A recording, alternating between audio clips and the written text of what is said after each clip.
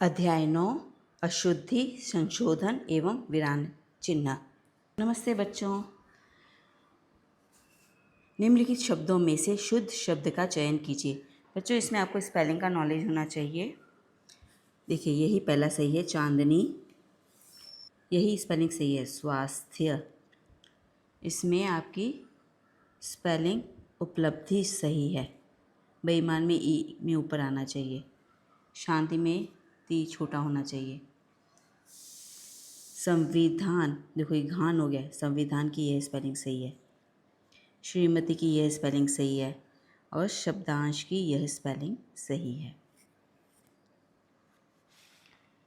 निम्नलिखित शब्दों में से कौन सा अशुद्ध शब्द है? अवश्य सही है, आवश्यक सही है, आवश्यकता सही है। ये आवश्य गलत है।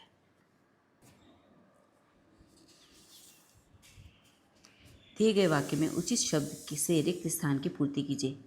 शिक्षिका ने कक्षा में खेल के माध्यम से पढ़ाया। यह स्पेलिंग सही है। अशुद्ध वाक्य का चयन कीजिए। मुझे सेब अच्छा लगता है, वे शीघ्र लौट आएंगे, शहद जम गई है। यह वाक्य रॉन्ग है। वे दर्शन देने आए थे। निम्नलिखित वाक्यों में से शुद्ध वाक्य का चयन कीजिए। वह कौन का सामान है? रॉन्ग है। मोहन ने नीली कमीज पहनी है। यह सही है। मैंने मेरी कलम मेज पर रख दिया। रॉन्ग है। सारी रात भर मैं जागता रहा। रॉन्ग है। मेरी अध्यापिका विद्वान है। नहीं, मेरे अध्यापक विद्वान हैं। अध्यापिका को विदुषी कहते हैं। मेरे को मालूम नहीं। रॉन्ग है। उसे गर्म करके चाय दो। गलत है। यहाँ सभी कुशल पूर्वक है। यह वाक्य सही है।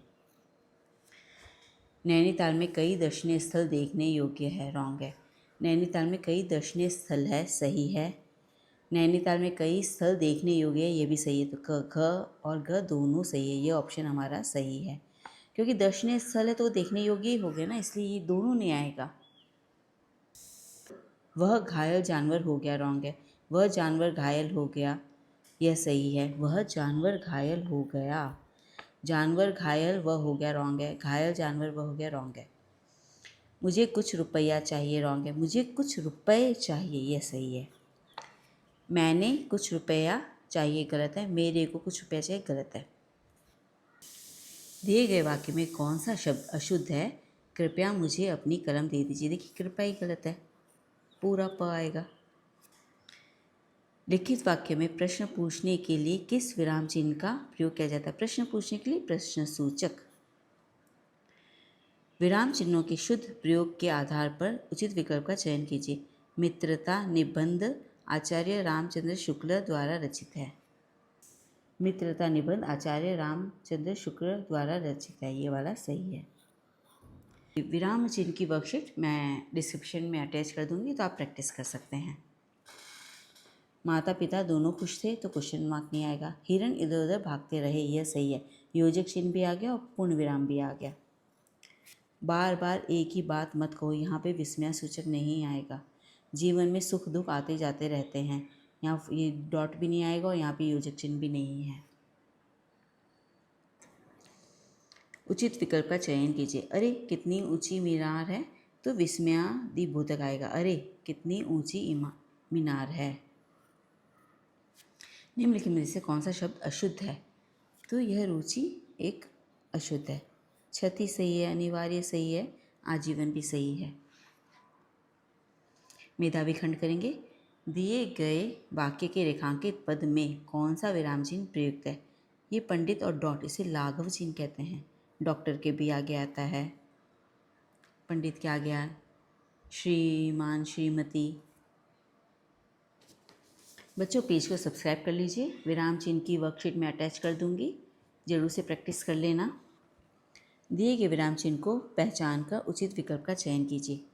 दोहरा उद्धरण चिन्ह कहते हैं। देखो, 2 कॉमा है ना, इन्वर्टेड कॉमा, और जो एक होता है उसे इकर्रा उद्धरण चिन्ह कहते हैं। तो यह कॉलम 1 में दिए गए विराम चिन्हों का कॉलम 2 में दिए गए विराम चिन्हों के प्रतीकों से मिलाकर उसका चित्र चयन कीजिए। ये इकर्रा हो गया, तो ये हो गया हमारा नंबर 4। निर्देशक चिन्ह इसे कहते हैं। ये हो गया 1। विस्मयादिबोधक, तो यही है, करेक्ट है, नंबर 3। और अर्धविराम, इसे जो डॉट के साथ होता है इसे अर्ध अल्प विराम कहते हैं। देखिए, अ का 4, ब का 1, स का 3 और द का 2, यह ऑप्शन हमारा सही है। निम्नलिखित वाक्यों में से शुद्ध वाक्य का चयन कीजिए। डैश नहीं आएगा, कॉमा नहीं आएगा, ये वाला सही है। वैज्ञानिकों ने कहा है, कॉमा अल्पविराम, जल ही जीवन है।